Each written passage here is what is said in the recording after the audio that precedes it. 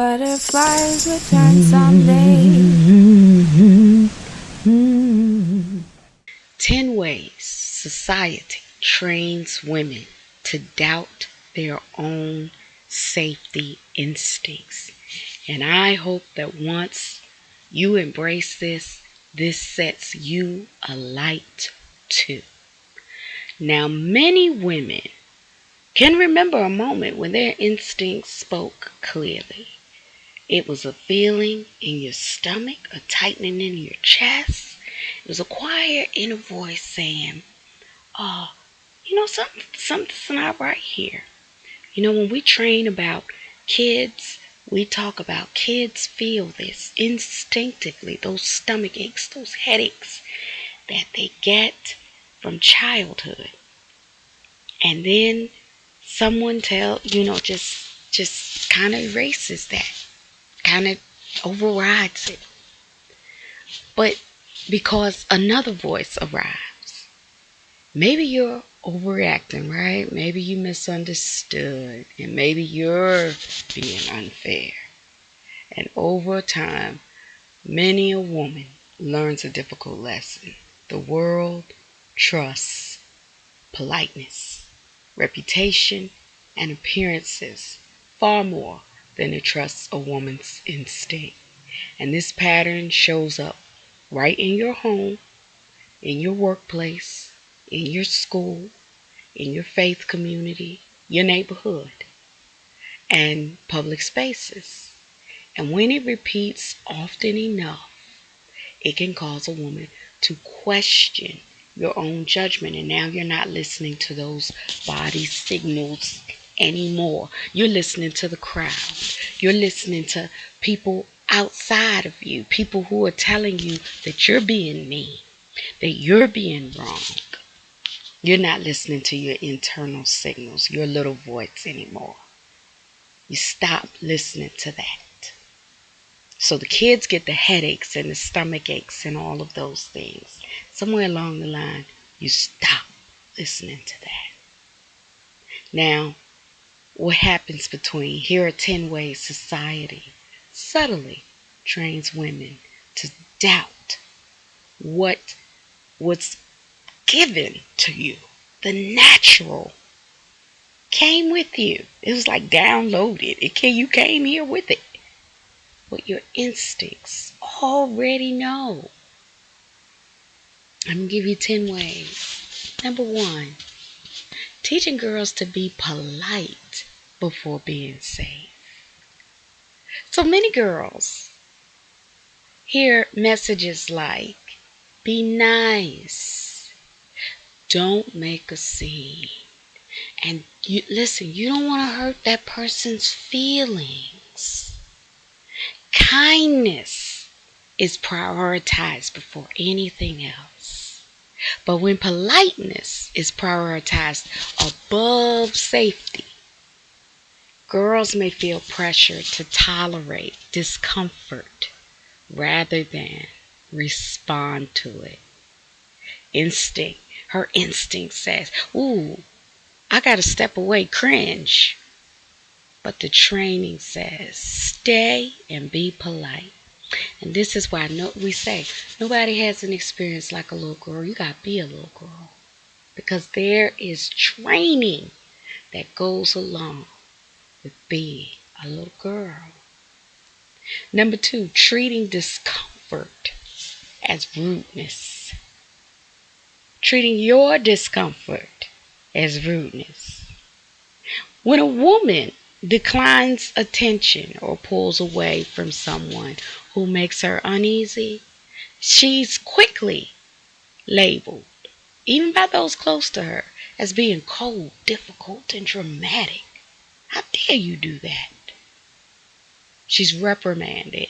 Over time, what this teaches women and girls, that protecting themselves, that can come with social punishment, even from your inner circle.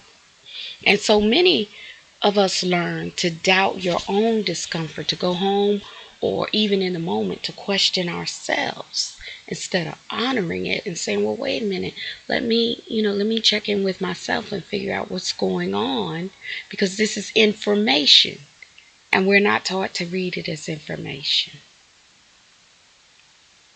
Number 3, rewarding people who ignore boundaries. If a person persists after hearing no, we see this in a lot of films. A person who persists after hearing no is sometimes praised for being, they're determined, they're confident, they are romantic. That's what those films are about. They're romantic. They're persuasive. But persistence against someone's clear boundary is a test of that boundary. I remember I was in the mall one day. I was in such a hurry. I had a million things to get done this Saturday. And there was someone selling something in a kiosk, something about nails. And he gave a whole spiel of something about selling something on the, about nails. And the answer wasn't yes or no, but I said, no, thank you. And he said, no? Did you say no? And I was like, I just kept going. I had a million things to get done that Saturday, And yeah, so, it's like sometimes people are not prepared for us women to say no. Like, that's like, he hadn't even prepared for me to say no. It was early. I was one of the first people in the mall. And he was like totally not prepared. So yeah, persistence is supposed to get them in the door. Like, you're not supposed to say no. You're supposed to, you're supposed to let me in. When society celebrates this behavior, it quietly undermines a woman's right to trust her own limits. And like I said, this is over time. Number 4, grooming through familiarity. Many people still imagine danger as coming from strangers. I know that we say it and we say it and we say it and we say it. But so many people, especially bad actors, people who want to make women think that the boogeyman person is the person that that you should fear, especially those bad actor types. And we keep saying it's the familiar folk, and by familiar I mean, yes, folk in your home, but I also mean people in your circle. I also mean people who come and invade and cubby up and try to, meander their way into your circle and, make themselves familiar and, all of a sudden they, make themselves familiar into your circle. I mean those too. Many people still, imagine, it's the other people. But harm comes from people who have built familiarity, gained that trust, and so now you're fighting other people, saying, no, it's not this person, because I will fight you over them. You're like, but you just like met them and now they're newly familiar to you. So that means them too, they're newly familiar to you. Because they position themselves as helpful or respected. But okay, when women express concern about someone who appears kind or admired, you may hear things like, but he's such a nice person, or but he's harmless, or oh, he's having a hard time. Okay. This response can make, other women question their own instincts. Even, again, you stop listening to yourself. Why did we do that? Why do we do that? Number 5, protecting reputation over safety. Now, institutions sometimes prioritize their stability, image, or authority. They're good for this. When concerns are raised, the response may focus on protecting the organization because there's a lot at stake. There's often a lot riding on that. On avoiding conflict, on maintaining the appearance that, hey, we got it all together over here. We have it all together. Instead of asking, well, wait a minute, what happened? Because the truth is, you can recover from this. You can say, it's okay to say, this happens, this is possible that institutions get this wrong because, the key thing to say is, you know what? Wherever there are people, it's possible that this happens. It's not about the institution being a bad space. But people don't like to say that. So, instead of asking what happened, the attention may shift toward how will this affect our reputation, and we just shake our heads and go, that's not the direction you want to go in. People will understand if you say, hey, wherever you have people, you can, this can happen. And what we had here was a group of people. And this is what happened. But no. Now, when this happens, such as we're talking institutions, we're talking campuses, we're talking workplaces, we're talking, spaces like that, women quickly learn that speaking up may bring scrutiny rather than protection. They already know. And that's a shame. That's a shame. Because it's too easy for such spaces to say, hey, we have people. And where we have people, we can have problems. And here's the thing about our institution. We have the courage to address this. And we have the infrastructure already in place to address this. Too few do that. Number 6, framing survival responses as character flaws.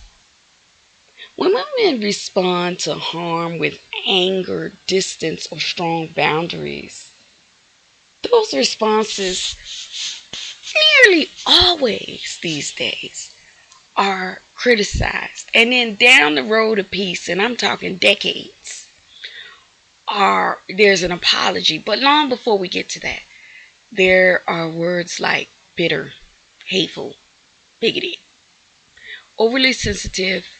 She's just unable to move on. She's got problems, personal problems. And that's terrible. And you know what? It would be terrible for me not to mention that we put women in prison for defending themselves against abusive persons. We put women in prison. And many of these reactions are normal survival responses. But we label them as character flaws and overreactions. And it teaches women to distrust their own protective instincts. And it teaches them, hey, I don't want to fall into that whole area there, that abyss. I certainly don't want to fall over there. I kind of want to stay in this area. And that's terrible. It's terrible not just for those women, not just for women in general. It's terrible for our society because as we keep noticing, it gets more dangerous and more dangerous and more dangerous for us all. Number 7, questioning women more than the harm. Questioning women more Non-violent women, by the way, more than the harm. When a woman reports harm, the question often turn toward her action. The questions often turn toward her actions. You know what? Why were you there? Why didn't you leave sooner? Why didn't she leave the harm sooner? As if there weren't threats, as if there wasn't fear. Why didn't you say something earlier? Again, no fear. Sure, no fear. Sure. This pattern sends a quiet message. Your decisions will be examined more closely than the person who harmed you. Because if you think that when women come to advocates without these explanations spilling out of their mouths, like when we're like, oh, hold on, hold on, hold on. You don't have to wait. You don't have to justify. Wait. And that's terrible that we've made people feel that way. Because they encountered harmful people. That's like watching a horror movie. And imagine. And they've encountered some horrific, the villain or the monster or what have you. And then they run and then they finally encounter help. And now they got to spill out all this, all these defenses instead of, running to us and say, oh my goodness, thank gosh, you're here. I'm terrified he's right there. No, they don't get to do that. Because we've made them feel that we're not safety. We're not safety. We're not safety. And we won't understand. That's who we are. And that's who we are. Over time, women may learn that trusting their instincts does not guarantee they will be believed. Because by and large, population-wide, that's who we have made ourselves. That's who we've turned ourselves into. The equivalent, pretty much, of the monster. Number 8, encouraging women to give the benefit of the doubt. Women are frequently encouraged to assume the best intentions in others. Compassion is important. I'm a firm believer in it. I'm a firm believer. But when women are expected to constantly reinterpret troubling behavior in the most generous light, their instincts may be pushed aside. See, some stuff, is for the God light. We're not God. Some stuff is for the God light. We're not God. Sometimes instinct says, you do not have enough information yet. And therefore, something deserves caution. I need more information. Now I don't have enough. So I need to keep a lot of distance.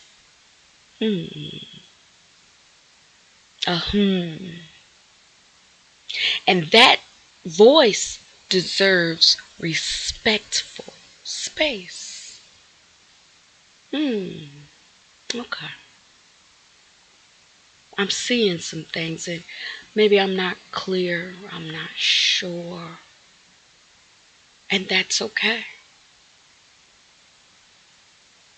That's healthy. In fact, that's healthy. Number 9, silencing survivors through social pressure.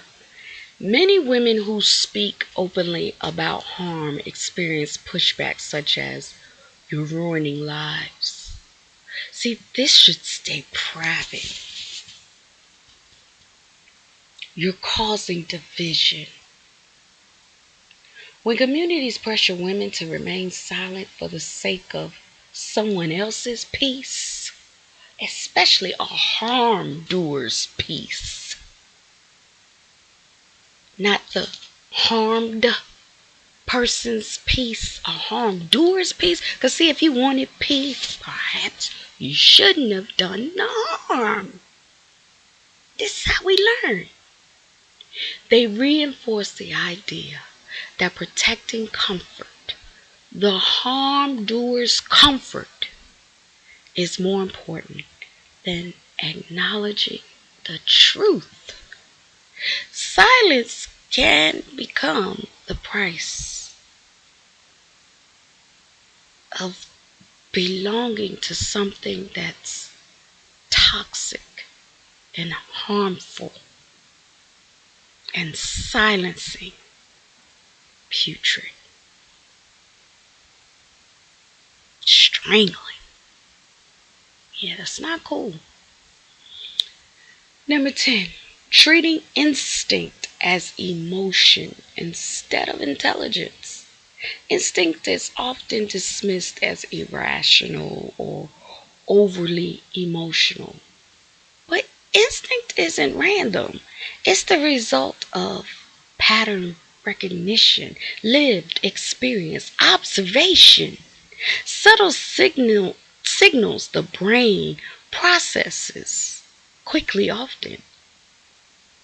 Many women notice shifts in tone, posture, or behavior long before the entire situation becomes obvious.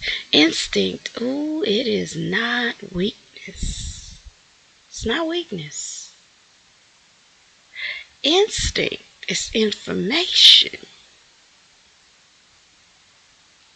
Reclaiming the wisdom of instinct. Across cultures, generations, women have carried deep knowledge about safety, dignity, and boundaries. Some women learn to trust those instincts early, and that's a beautiful thing.